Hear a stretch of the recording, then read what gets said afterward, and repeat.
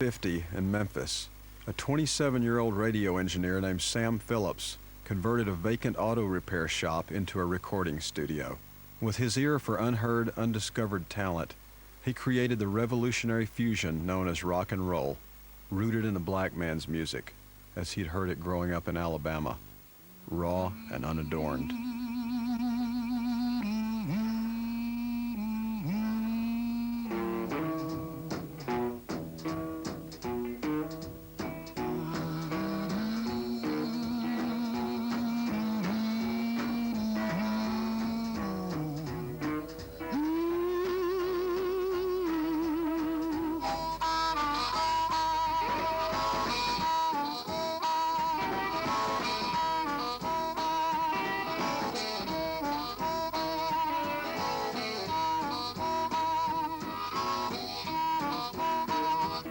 Sam listened to so many auditions. They would have a guitar, they could play the piano, and some had no instruments at all. You just a little young white guy, man, with all this recording equipment and stuff. And I didn't know whether he was a disc jockey or whether it was a radio station. He could reach the soul of man through that board. There's no way to describe Sam. You got to see him. You got to see the way he moves and the way he is the most dynamic person I guess I've ever seen. Because Sam could walk in the room right now and everything would change. The molecular structure of the air would be altered. Through this door walked an astounding parade of talent, including a 19-year-old boy named Elvis Presley. Well, I heard the news. That's good to rockin' tonight. Well, I heard the news. That's good to rockin' tonight. I don't think there would have been an Elvis without a Sam. If that's the question, I don't think there's any doubt about that. In his wake came a second wave of musicians who would help shape a century's music. Most of them had never seen the inside of a recording studio. I was going to come to Memphis, Tennessee, and that I was going to see if I could get on Sun Records. I took my guitar and went down there and sat on the steps of his studio. I told him my name is John Cash, and I think he'd be happy he listened if he did, and he did. I just read in a magazine about Sam Phillips, who had started Johnny Cash, Elvis Presley, and Carl Perkins, and I said, man, that's the guy I need to see. Well, we're gonna rock. Sam Phillips' unique gift was to recognize the individuated human voice, then capture it on vinyl in all its glorious imperfection. Rock, we're gonna rock. All our blues away.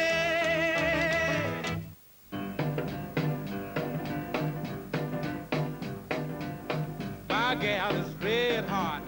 Your gal ain't do this squat. My gal is red hot. When everybody in town knew who Sam was, and Sun Records, and they were starting to sort of take pride. Hey, we got a record label here in town. Sam Phillips saw Elvis Presley's departure from Sun Records not as an ending, but as a new beginning. He put his faith in Carl Perkins, Johnny Cash, and a whole roster of undeveloped talent. Brains are not good enough to make that judgment call. We had to have faith, lots of it. He called me, and he said, guess what I just done? I said, I don't have no idea, Mr. Phillips. He said, I just sold Elvis. You're the rockabilly man now. Carl Perkins wrote a song at 3 o'clock in the morning on the back of a brown paper bag. Well, we use that word on 2/3 of the rockabilly records. Well, it's one for the money, 2 for the show, 3 to get ready. Now go, cat, go, but don't you step on my blue suede shoe. You can do anything but lay off of my blue suede shoe. Well, you can knock me down, step in my face, slander my name. When I got through with that take, I said, I got to do that song again. He said, why? I said, that's Go Man Go. He said, no, it's Go Cat Go. It's an odd thing to explain to people, but if you're in that room and you're listening to that, it tells you just like you're looking at something and you say, I see it now. I see it now. You could look at the bass player, man. You could look at the piano player. You can't keep them smiling when it's right and when it's clicking. It's hard to get it unclipped. I mean, it's going to stay there. I think it was the record that did so much for everything that Sam had been trying to do, was to get black radio stations to play the white man's music and the white radio stations to play the black man's music. And Blue Suede Shoes was one of those records that bridged the gap. On the way to New York to play the Perry Como show, Perkins' driver fell asleep at the wheel. Carl and his brother Jay, who played rhythm guitar, were seriously injured in the crash. Do anything you wanna do. Honey, lay off of them shoes. Don't you step on my blue suede shoes. Perkins made his national TV debut some 6 months later. He always felt he had missed his one true chance at stardom. But I was so close, and I've had my foot raised to get on my boat, and it has pulled away. I have damn near drowned so many times that I'm one of the best swimmers out here.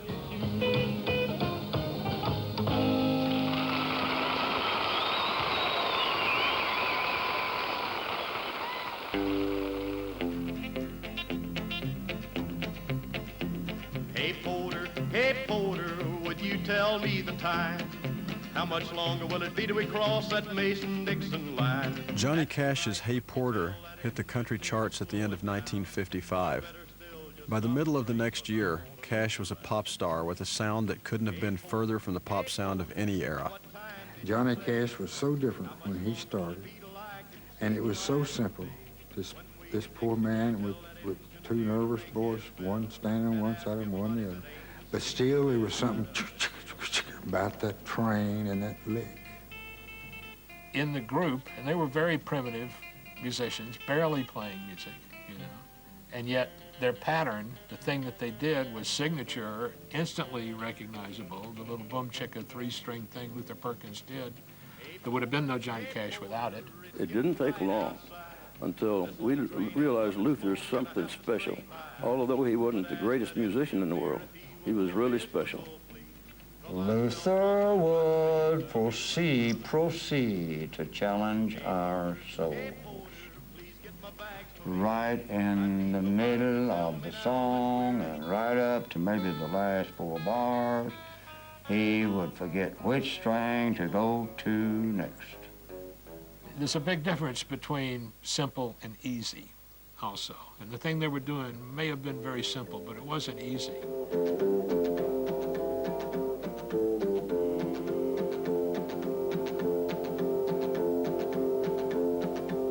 I keep a close watch on this heart of mine. I keep my eyes wide open all the time. I keep the ends out for the tie that binds. Because you're mine, I walk the line. I never would have dreamed that he could have even gotten that kind of a record played on the radio, but the people really, really liked it. I mean, he was as popular as Elvis. I mean, Johnny Cash set the country music on its ear.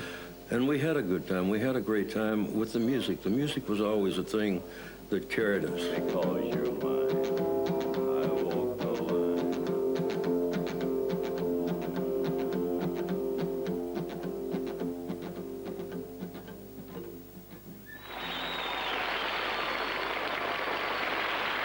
Hey, baby, jump over here when you do the ooby-dooby. I just gotta be near ooby-dooby, ooby-dooby. The same month Cash cut I Walk the Line, Sam found a song to follow up Blue Suede Shoes.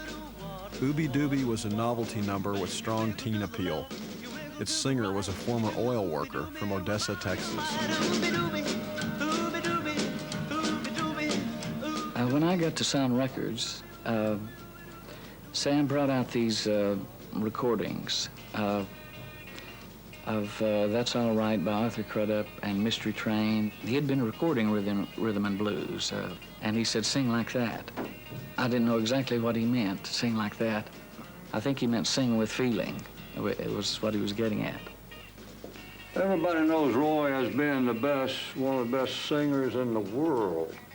And if I'd let him start out with anything but Ooby Dooby or some rhythm song for the young people, you might have never heard of Roy Orbison. Well, you wiggle and you shake like a big rattlesnake. You do looby dooby till you think your heart will break. Dooby dooby. Ooby Dooby was a hit, but not with the national impact that Sam was hoping for. He continued to play R&B records for Orbison, but Roy had a different vision for himself. And sang ballads. One time I told him, I said, I don't think you'll ever make it as a ballad singer. You never let me forget that either. After 6 months of frustration, Roy's band, the Teen Kings, quit in the middle of a session and went home to Texas. That was a sad day, and Roy liked to cry real easy when he felt he had been let down. I said, Roy, those fellas just don't know how much fun they're missing. We're gonna have some fun. Well, the fun has just started. Maybe they don't know, so we shouldn't be too mad at them. In the fall of 1956, a young man showed up at 706 Union Avenue. My name is Jerry Liller, from Louisiana. I'm gonna do your little boogie on. He and his father had sold all the eggs from their little farm to make the trip. Sam wasn't in, but Jack Clement, who had been hired to help with producing chores, was. That's why I went to Memphis, to see Sam Phillips. And I run into Jack Clement. And I was back there piddling around in the studio one day, and Sally Wilburn, who was on the desk up front, came back and says, there's this guy out here who says he plays the piano like Chet Atkins. I said, really? Well, listen to that. He was very persistent that Elvis had rock and roll tied up. I could forget about that. And I said, well, I don't think so. And he sat there at the piano and he played Wildwood Flower. And it did sound like Chet Atkins playing the piano, you know? I'll put something down on tape and play it for him. No, just get rid of this boy, you know. Started playing and Sam sitting there. The piano starts playing. And before it ever got to Jerry Lee's voice, he reaches over and stops it and says, now I can sell that. But I said, boy, if I mess with this dude, I may as well cut my ears off. Because they ain't no good. They get in my way, and I have to listen to the wind go by and hit them. Cut them off. You don't need them anymore. Within 2 weeks, Jerry Lee Lewis had his first Sun record in stores. He eked out a living playing clubs and doing session work at Sun, but it was obvious to everyone that he was going to be a star.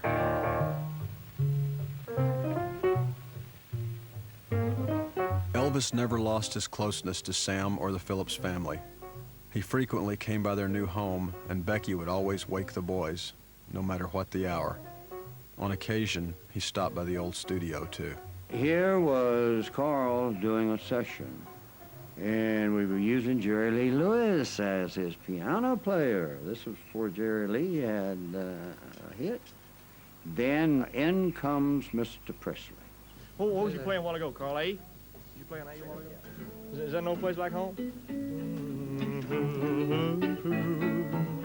As soon as Sam realized the historic nature of the occasion, he called up Johnny Cash and a couple of local reporters. A story in the paper the next day dubbed the group the $1 Million Quartet. We just turn on the microphone and the tape and sing off microphone. They sang 90% hymns. Boy, this is fun. I like this. Indeed, Carl. Well, I'm gonna lay down my burden down by the riverside, down by the riverside. Me and Elvis knew the words to every song because we were raised up in the same church, Assembly of God Church. We knew all those songs. People wouldn't know that, but that's the way it was.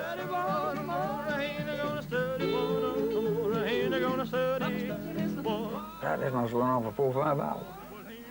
And those were great times. And Mr. Phillips cut every bit of it. And I still look at that picture. We all looked like country boys, and they were around the piano.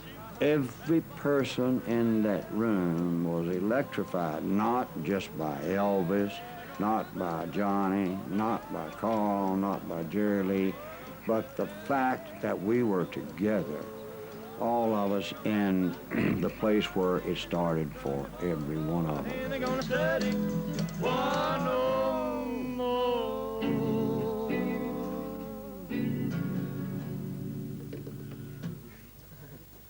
Yeah, that's pretty. Yeah. It is. It's beautiful.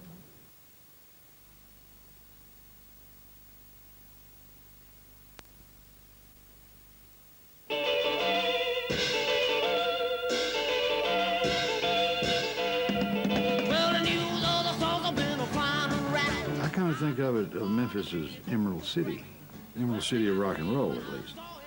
And that would make Sam Wizard of Oz. By 1957, the very definition of music had changed.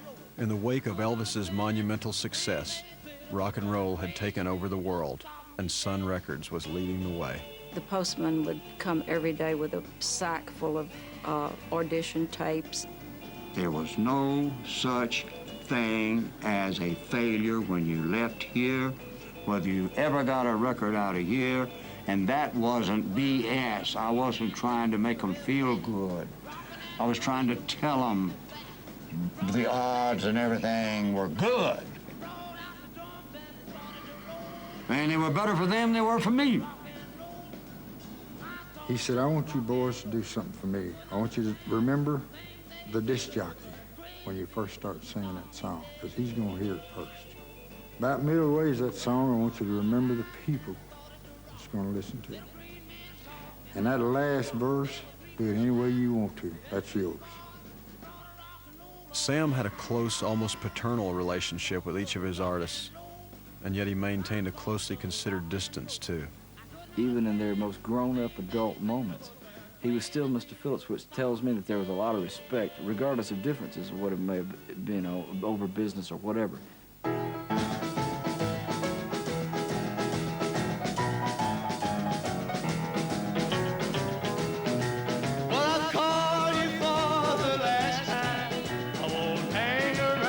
We would go to the plastic products pressing plant, and it was so astounding to me. It looked like 100 injection presses to me, which there's probably maybe 15, but they were all pressing Sam's Sun records. And we were carrying them out in boxes to load them in his car. Of course, Jerry and I were small, and we didn't carry too big a load. Sam is a very focused individual, and he, frankly, was not there a lot. You know, he would work all night a lot of the times and sleep all day. So he wasn't there. He was asleep a lot of the days. I would think it would be very difficult to be the child of Sam Phillips. He is a perfectionist in so many ways, so many ways. He expected honesty and integrity. I won't say he expected excellence, because I don't think he ever was looking for excellence in anybody. And I think he, out of us, he just wanted us to be honorable people, were able to think for themselves. Sam's private life reflected the rocketing fortunes of the record company. Sun office manager Marion Keisker had long been in love with him. But now Sam started a relationship with his new secretary, Sally Wilburn. But when Marion found out about my and Sam's association, she eventually left Sun Record Company. Finally, they had some big argument, and she left. She went and joined the Air Force. She went in as a captain. Sam remained married to Becky Phillips and involved with Sally Wilburn. This time I'm gone forever. For all of its success, Sun Records remained a storefront operation. Because of this, some artists felt as if they never really got what they deserved. But Phillips would have no part of what he called assembly line production. Sam felt like he had the talent and the know-how and the confidence in himself. I don't think he felt like he really had to have any particular musician, and I agree with him. Sam, who was always wary of outsiders, brought in his brother Judd to help on the promotion end. It took these two people together to make Jerry Lee Lewis into a superstar. And it took me about 6 minutes to tear it down. Come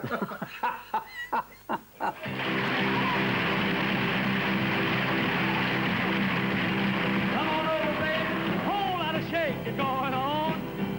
Hey,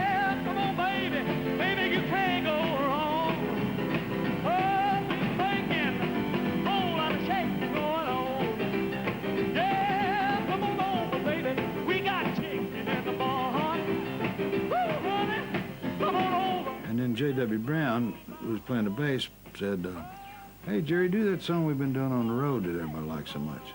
So I walked by and seen it play and record, sit down there, and they did a whole lot of shaking going on. No dry run, no nothing, just blip, there it is. And that was fun. 99% of my records that I recorded was just one take. All of them. Sir, would you just name it, and I guarantee you he can do it. Come on over, baby. We got chicken in the barn. Who's the barn? What's the barn? My barn. Come on, honey. We got a fool by the horn. Oh, we breaking. Whole lot of shaking going on. Easy now, shake. Took us to New York, got us on TV, and exported the record, Whole Lot of Shaking Going On, which was, at the time, the most vulgar record ever put out. And we done it on the Steve Allen show, and it busted wide open. Now let's go. Shake! Shake! Honey, shake! Shake, baby! Shake, baby! Shake! Big bacon! Whole lot of shake going on! At the end of the show, I mean, they were throwing flower pots and everything else across stage on him because they hadn't had anything like the Killer on ever before. Phillips had never approached music with anything less than evangelical fervor. As alcohol became a more frequent lubricant in the studio, his sermonizing took on new force. Sam can hold a revival in 3 minutes. You know, you can completely change your soul's nature in 3 minutes time around Sam C. Phillips, you know. Unequivocally, you know. When he was sober, which was a good part of the time, he's the most charming, nicest guy you can meet. And then he gets, if he had a few cocktails, he just gets very, very opinionated and sort of preachy-like. In Jerry Lee Lewis, Sam Phillips had met his match in both faith and ego. Lewis's cousin, Jimmy Swaggart, was already on his way to becoming a world-famous evangelist, and Lewis had studied to be a preacher himself. One debate erupted in the middle of a session when Lewis decided the song Great Balls of Fire was sacrilegious. Now look, Jerry. Brother, you got to walk and talk with God to go to heaven. We were discussing religion, who was right, who was wrong. And it comes to find out he was wrong and I was too. We had fun. I mean, he always knew more about the Bible than I did, but we had fun. I know what Jerry, when you think that you can't do good, you're a rock and roll exponent. You can do good, Mr. Phillips, don't get me wrong. Wait a minute, now what I say do good. You can have a kind heart. I don't mean. You can help people. You can save souls. No. Yes, you'll never make it. How can the devil save souls? What are you talking about? You shake my nerves and you rattle my brain. Too much love drives a man insane. You broke my will, but what a thrill. Goodness gracious, great balls of fire. I let you love what I thought it was funny. You came along and woo, now honey, I've changed my mind. This love is fine. Great balls of fire. Well, Jerry, yes, sir, we're going to have old Jerry Lewis back in just a minute. Jerry Lee Lewis with the greatest record I think he's ever recorded. Great Balls of Fire. We'll see you after a while, Jerry, okay? All right, let's go out and get you a cold bottle of Coca-Cola. Thank you. You're fine, so kind.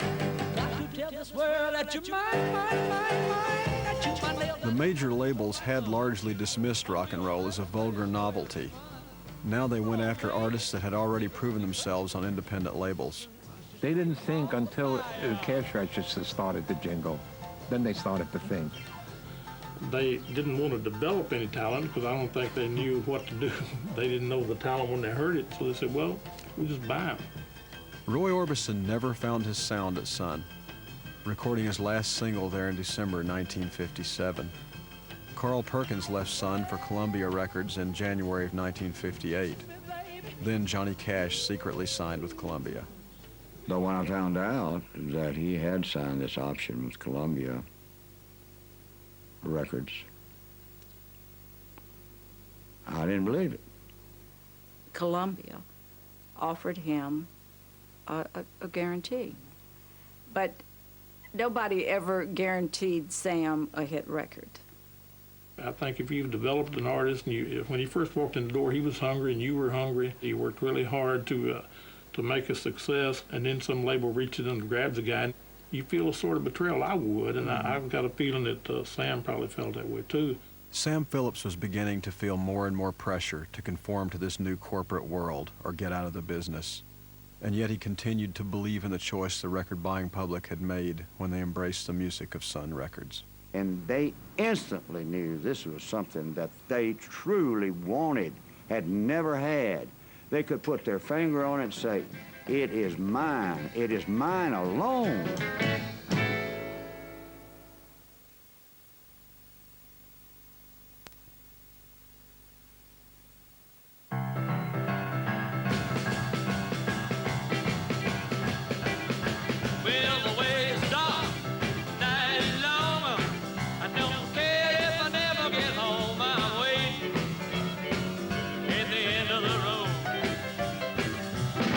In the summer of 1958, Sam Phillips broke ground on a new home for Sun Records.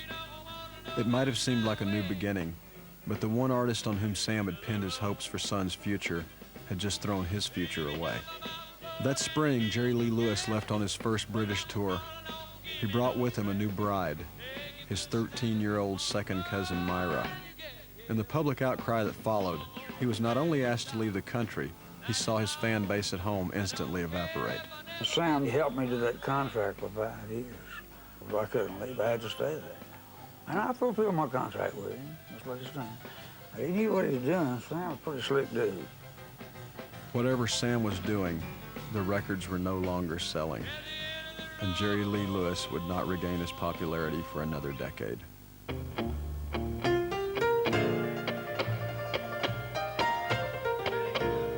Charlie Rich was the last of Sam Phillips' great discoveries. A moody, introspective man, he had been farming with little enthusiasm and even less success. Probably I was playing more jazz than anything else because I had been, since the farming thing fell through, I'd been working some like as a piano bar and that sort of thing. Without his knowledge, Rich's wife took his songs to Sun, where he got a job writing for other artists such as Johnny Cash and Jerry Lee Lewis. Then in late 1959, he wrote a song that would for many years be his signature hit. Well, I make it all right from Monday morning to Friday night. Oh, those lonely weekends since you left me, I'm as lonely as I can be. I think I wrote it for Jerry Lee, and I think Sam Phillips liked it, the sound of it, really good, and said, well, just why don't Charlie just cut it? And I didn't know whether that was just put down for not doing my song or what, you know. He would tell you, oh, modesty, modesty, modesty. I wanted to slap him sometime, but he was a big, handsome man, and I figured I might get my butt kicked. But I can tell you, when you bring up the name Charlie Rich, I get to preaching. Lonely Weekends may have been Charlie's one hit for Phillips, and he would not achieve stardom until the 1970s. But his lack of success at Sun never diminished him in Sam's eyes. Oh, man, he heard all around his head, and he saw life from all angles, sides, colors, dimensions, distances. Charlie Rich left the label after 4 years. Of all the artists that he ever recorded, Sam Phillips said Charlie Rich and Howlin' Wolf remained the most intriguing to him because he was never able to fully plumb their talents. Memphis was still a seething cauldron of racial tension when Sam's friend Sputnik Monroe arrived in town.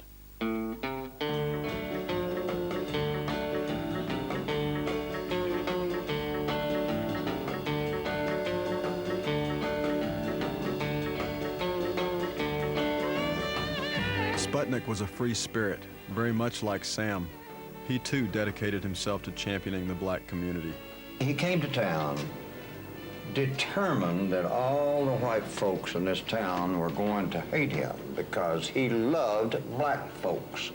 And would you believe Jesus Christ, Abraham Lincoln, and Sputnik Monroe were three pictures in most of those houses? That's pretty heavy company. Love expounds love, man. Sam and Sputnik saw in each other the desire to change society through the force of personality. What we have here is a spirit, and that spirit attracts sympathetic souls, which Sputnik was. I knocked a white guy out on the corner of 3rd and Beale one time for calling me a nigger lover, but I've always been for the underdog. Sputnik's overwhelming popularity among his black fans helped to desegregate Memphis's Ellis Auditorium. It was through Sputnik that Sam's son, Jerry, entered the ring. He was billed as the world's most perfectly formed midget wrestler while still in the 8th grade. You know, I was always asking him to, hey man, show me how to be tough. Tell me how to be tough. And he'd say, well, there's only one way to be tough: eat raw meat and gunpowder. Yeah, and go out every weekend, he said, and start fights. No, he didn't do it too long, but Sputnik remained their friend always and still is. Jerry retired from the ring in 1961 after a disgruntled fan came at him with a knife. That same year, Sputnik left town because, as he said, he had no worlds left to conquer.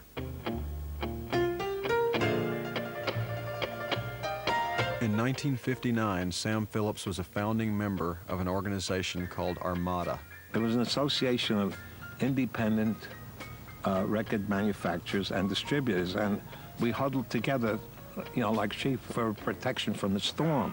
He was seeing a lot of people that he knew and trusted sell out to the majors, and he was about maintaining the freedom of independence, you know, and he saw the thing that he loved slipping away. At the first Armada convention, Sam made his point passionately. The independents had to stick together or perish. I'm for big business and all of that, but I am not as much for big business messing around with my music. And it's my music, it's your music, it's your music, your music, your music, it's everybody's music. There was genuine hope that first year of Armada, but many independent labels were only too happy to sell out to the majors. The Armada convention soon became just another excuse for a party.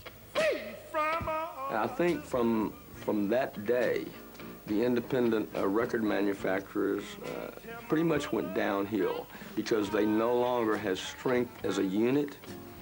I think he felt betrayed by the industry, justly so. Sam's good friend, groundbreaking DJ Dewey Phillips, was another casualty of that corporate era. In 1957, he was fired by WHBQ, the station on which he had dominated the Memphis airwaves. Radio was changing. The top 40 format was coming in, and Dewey couldn't do a top 40 format. Dewey was Dewey. And he was caught in space and time in such a way that the world was changing around him and because of him at the same time. I get right there, well, good people is coming to us, not the day goes slow. Dewey grew increasingly dependent on drugs and alcohol. He died in 1968 at the age of 42. I think when Dewey died in his sleep, it was real hard on my dad. Because I think he kind of felt like he probably should have done more. But I don't think there was anything more he could do, you know. Dewey Phillips was a part of this whole process. Right here in the town that he wouldn't leave for any program on any network for any price. And tell them Phillips sent you down there from real hot and blue.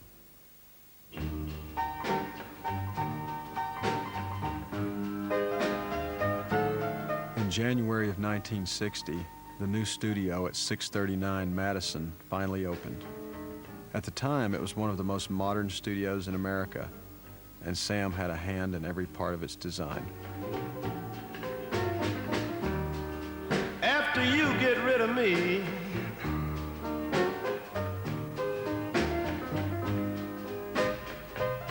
Who will the next fool be? This is the third floor of 639 Madison. It's been my office for like 35 years. It's still his office, but I function in it. It's a cool place, you know. I think what's the coolest thing about it is that it's always stayed the same since 1959. That was the beginning of the new, quote-unquote, new studio, which is in itself a remarkable place. But I don't know. I got the impression, just like the one in Nashville, I don't think Sam ever really loved it like he did 706. My dad was one of these futuristic, ahead-of-the-curve people, and he built a desk with a jukebox in it. He just saw the writing on the wall, and he knew that there was not much he could do about it. And he looked to other interests. You know, there was nobody at the time that you could call and say, build me a studio. I would be down here. You would hardly ever see Sam. Occasionally, he would come by. And the control room is raised up, just like he did at 706 Union. He'd produced, in that decade, a millennium's worth of music. It's like, how do you follow this? What else can you do beside what Sam did? But it never was a studio that was quite as successful as 706 Union. 706 Union became a scuba shop, and Sam Phillips' musical legacy was obscured over the next 20 years as he withdrew from the public eye. When he reemerged, he would be hailed as the father of rock and roll.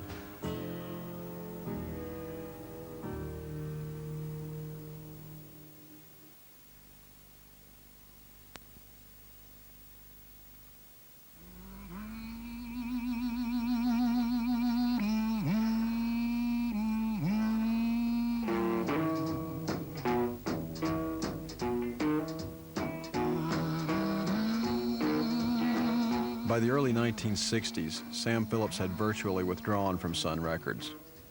More and more, he left the operation of the state-of-the-art studio he'd spent 2 years constructing to his sons.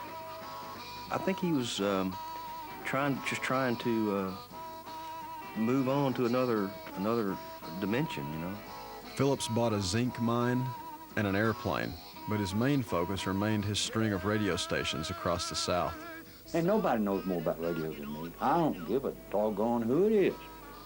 There's nobody knows more about sound than me. There's more people know more about everything than I do, except not about those two things. Sam had long been under pressure from the major record companies to sell Sun Records and its valuable catalog. In 1969, when Sam finally did sell, it was to Shelby Singleton, a marketing legend with an independent label of his own. And that was a sad day, but I didn't sell out to a major label. The sale was for $1 million, and Singleton set about exploiting the catalog in a way Sam had never altogether approved. The flood of anthology albums and outtakes had one not entirely surprising effect. Where once the name Sun Records was an historical footnote, Sam Phillips found himself under siege from a world that wanted to know the secret of Sun. I think he realizes now, because it's so obvious, that he is Sam Phillips, you know, the father of rock and roll. There have been infrequent returns to the studio in the intervening years. The last came in 1978 at his son's invitation. Sam thought my voice sounded so awful that he would stick around and see if he could maybe help fix it. You got everything that a girl should grow up. So afraid to kiss you while I lose control. We're doing this song called Saigon. Honey, honey, honey, Saigon, the static in my attic's Ready to blow. I mean, that's pretty much sums up, you know, the Vietnam guy that comes back and is, you know, is just flipping, you know. Sam put my guitar player's amp in the echo chamber. He turned it up so it'd blow the tubes out in it, because he wanted to have pieces of hot metal flying through the air. That's what he said. We were doing it at like about 135 miles an hour. And he said, hey, look, you guys, do you know what half of that speed is? And they said, yes, sir, we know. He said, well, can you play it half of half? And he looked at John, and he scooted his chair over to him in his face and says, and John, can you put some sex into it? His eyes were like the expression fire and brimstone, you know. And They went out in the studio the very next take and got the one that we used on the record.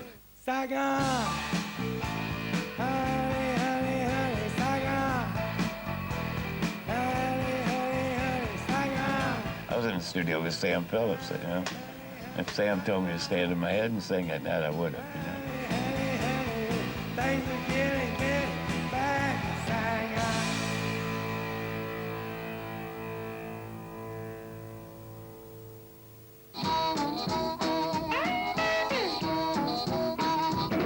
He was his own best friend, and he enjoys the pleasure of his own company.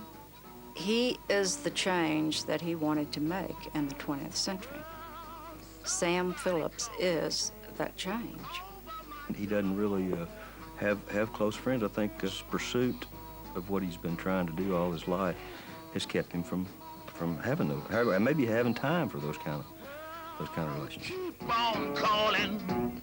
Tell them I'm not at home. Sam Phillips often returns to his hometown of Florence, Alabama, today the seat of his radio empire.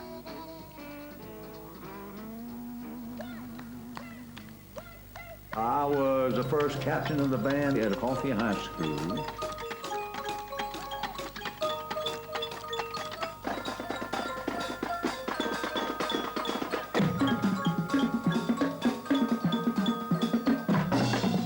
Music is not something you have to do. Even if they kicked you in the butt and said, hey, you gotta do it. Music is something you wanna do. He is a person that is a teacher, and he perceives himself as that, and he tries to give you, you know, this sage advice as a teacher without you knowing he's trying to teach you. You'll never regret 1 millisecond of the time and devotion that you give to your music. He scares the heck out of some people. He's telling you something, and you know he's full of prunes, but it's profound, whatever it is, you know. Have a hell of a lot of fun doing it. Thank you very much. We appreciate it. He can have you believe in something if you know it's not true, you know, for a while.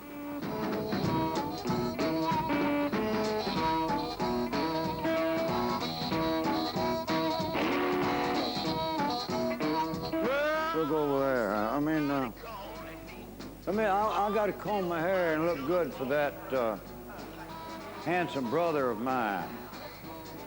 Horace, how are you?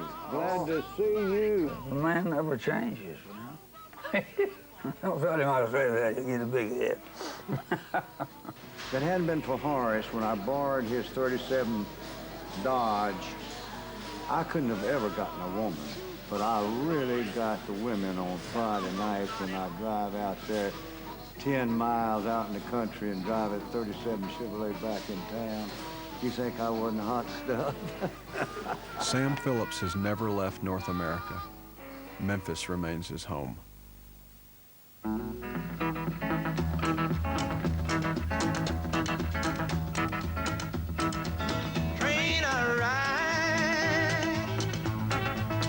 You go anywhere else on earth outside the United States, and rock and roll music is symbolic of freedom, not democracy, not Christianity. Rock and roll music, which succeeded where both politics and religion failed to spread the American culture, for good or bad, to the rest of the world. Do you know what this country has done through hardship? It's become the seat of the greatest compositions and versatility in music the world has ever known. I think Sam's genius. It's like Camelot. For one shining moment in history there, it was a unique situation. Never before, never after. And he was the man that brought it all about. The power of the feel of the essence of music that originated in this baby country. 250 years old. That's the baby with a bare butt. Look what we've done through music. Sam is a preacher, and he's a prophet of sorts. And what do preachers go for? They go for the soul. Music is such an opportunity for everybody. Sit and sing a while, man. I mean, if you can't stand yourself, do it. You'd be surprised. Never will again. Never will again.